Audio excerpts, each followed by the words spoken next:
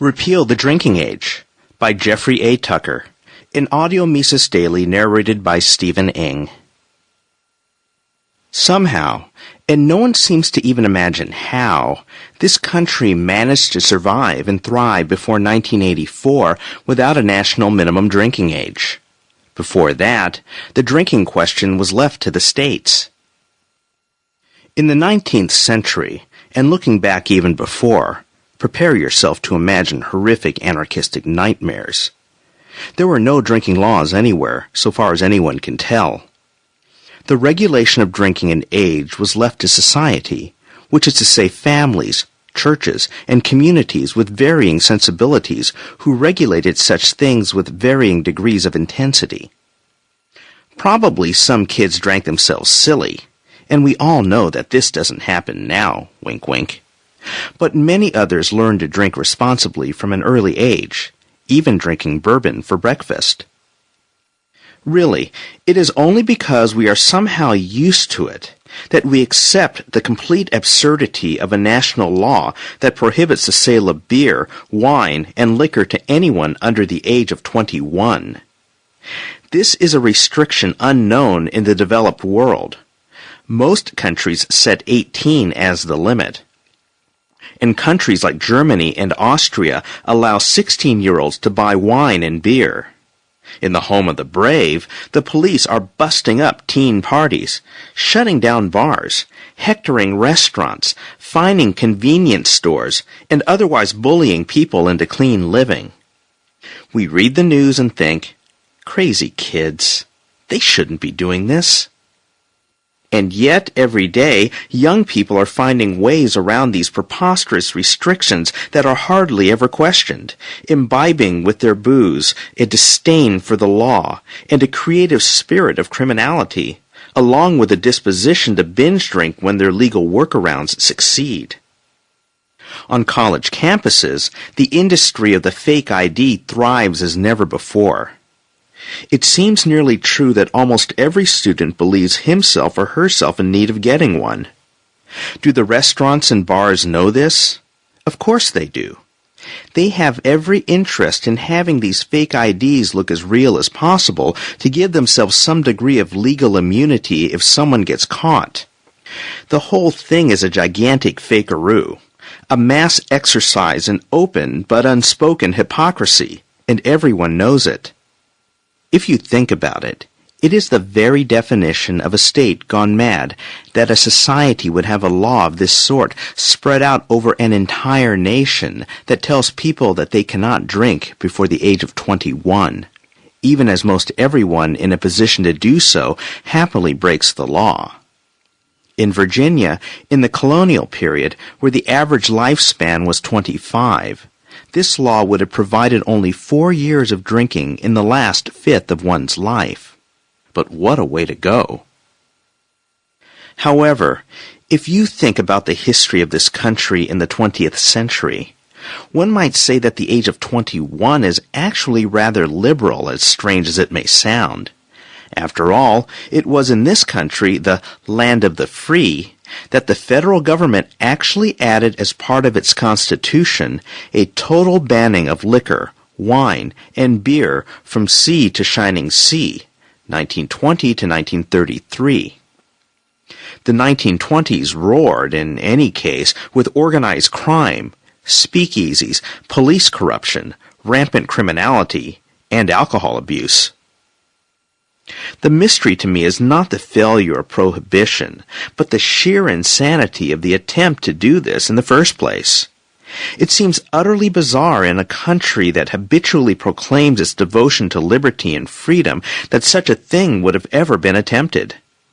But here is Amendment 18, passed in 1917, in the same epoch in which government was going to rid the world of despotism and stabilize all business cycle through scientific monetary policy. The manufacture, sale, or transportation of intoxicating liquors within, the importation thereof into, or the exportation thereof from the United States in all territory subject to the jurisdiction thereof for beverage purposes is hereby prohibited. Yes, It really happened, right here in the good old USA. And I'm grateful to Mark Thornton for documenting the politics and economics of the whole sad affair in his book, The Economics of Prohibition. In a rare case of reversion and admission of error, the same Constitution was later amended again. The 18th article of Amendment to the Constitution of the United States is hereby repealed. But the habit of prohibition was already ingrained. For the state, it was 2 steps forward and 1 step back. For the rest of the population, what was previously a very normal part of life, drinking potentially intoxicating liquids, something integral to normal living from the Paleolithic era forward, took on a special ethos of hipness and daring do. The father of our country might have been the largest distiller of whiskey in the late 1700s. But after Prohibition, liquor took on associations of decadence and bad behavior generally. A distiller today wouldn't be elected to the city council, much less as the U.S. president. Now, it wasn't too many years ago that the laws tended to be a bit more reasonable, with the drinking age starting at 18. But that was changed with the universal law for the age of 21. And many people remember what it was like. For 2 years, a person was able to order a beer with a burger and, then one day, doing the same thing was a criminal act.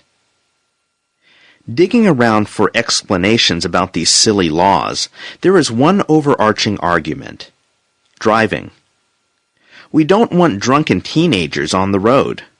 These laws have saved thousands, millions of lives, and the desire to change them is the equivalent of harboring a death wish for a generation. Now, one libertarian response might be, then get rid of the public roads and let road owners manage whether and to what extent its drivers drink. That's a principled position, but a bit impractical. The biggest problem with that response is that it concedes too much. The closer you look at these studies, the fishier they appear. It turns out that most of the declines in binge drinking among high school kids, according to a Trends in Drug Use report, took place before the change in the law, and, according to researchers Jeffrey A. Myron and Elena Tettelbaum, the changes in trends after are heavily biased by data samplings from a single state. Therefore, data on drunk driving, whatever the trends, cannot be statistically attributed to the national minimum drinking age law. In any case, underage drinking is still sky high, even with the law, making cause and effect even more difficult to trace. As to why drinking is still high among college students, the National Institute on Drug Abuse offers the following polite reason.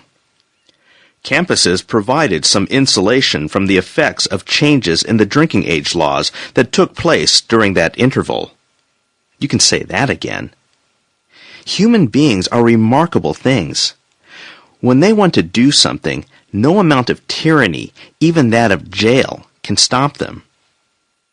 Still, it is impossible to silence the screams of the prohibition advocates who trace every car accident among teen drivers to alcohol. I find this all fascinating to read because it bears so much in common with the prohibition literature from the 1910s and 1920s. Their propaganda blamed alcohol for the destruction of the family, the persistence of poverty, the high rate of crime, the problem of illiteracy, and the ubiquity of sin generally. Clearly, their arguments were widely accepted, even though it is all a big and fallacious mix-up of cause and effect. It's not that liquor caused all these terrible things. It's that the people who engaged in terrible behaviors tend to also be drinkers. Abolishing the drink won't fix the problems of the human heart. So it is with teenage drinking. With the 2/3 and more of people under the age of 21 reporting that they have consumed alcohol in the last year, It should be obvious that the law is doing nothing but providing a gigantic excuse for arbitrary police state impositions on human liberty, and also socializing young people in the habit of hypocrisy and lawbreaking. It's like the old Soviet-style joke. They pretend to regulate us, and we pretend to be regulated. Still, shouldn't it be illegal for young people to drink and drive?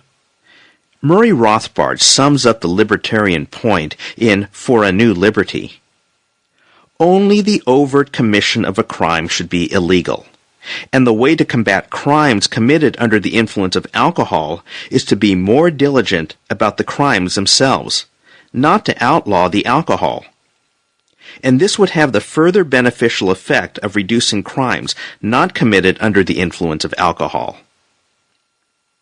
We've just been through our annual celebration of Independence Day, the day on which every radio and television commentator gives pious speeches about the glories of American liberty and all the sacrifices that have been made to preserve it. Do we really believe it? The founders would have never imagined such a thing as a national law regulating the age at which beer, wine, port, and other alcoholic beverages are consumed. If we are serious about embracing their vision of a free society, as opposed to just blathering about it, let's start with something that is supremely practical and would have immediate effects on an entire generation. Repeal the national minimum drinking age law. You say that this is unthinkable? I say that you really don't believe in human liberty. The Ludwig von Mises Institute hopes you've enjoyed this audio Mises Daily. For a world of free market literature, media, and discussion, visit Mises.org.